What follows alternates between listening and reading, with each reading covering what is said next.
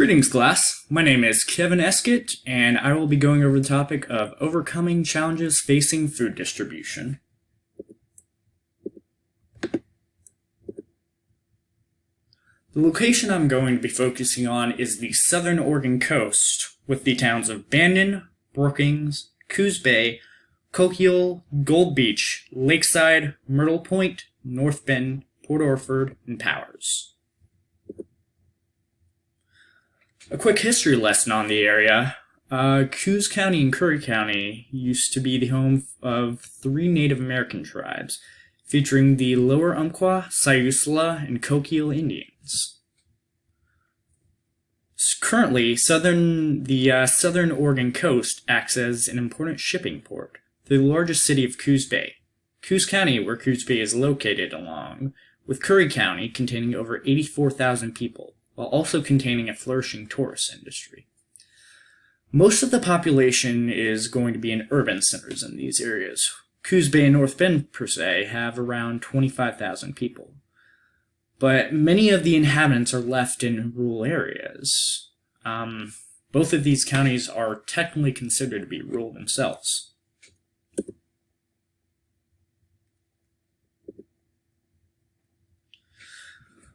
The area itself is rife with varying environments that contain things such as large coniferous forests, which are shaded and luscious, to more coastal regions where sand dunes have almost no vegetation besides just grassy areas.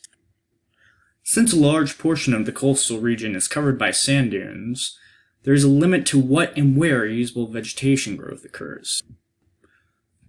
This area also contains 65 terrestrial mammals and 31 marine mammals, giving it a large breadth of wildlife.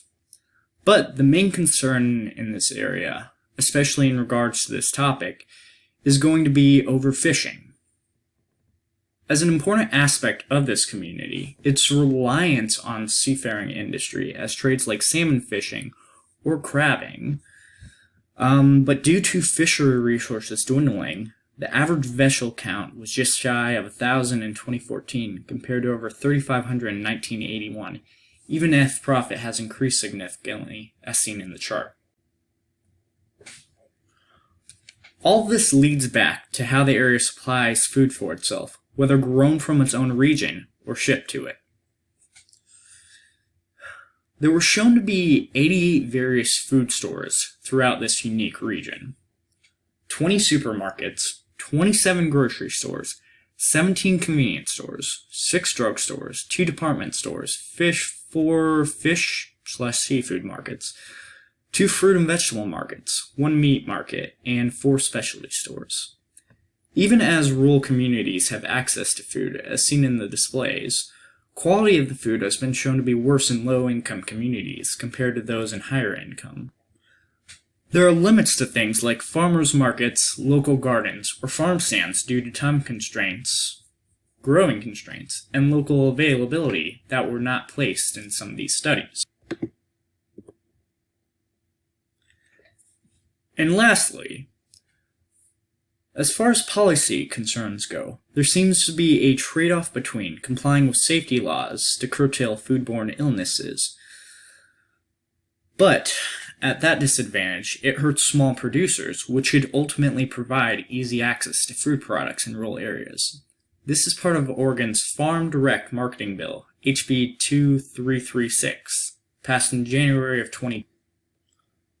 Hopefully this presentation gave everyone an overview on curtailing food waste via distribution networks in southern rural Oregon.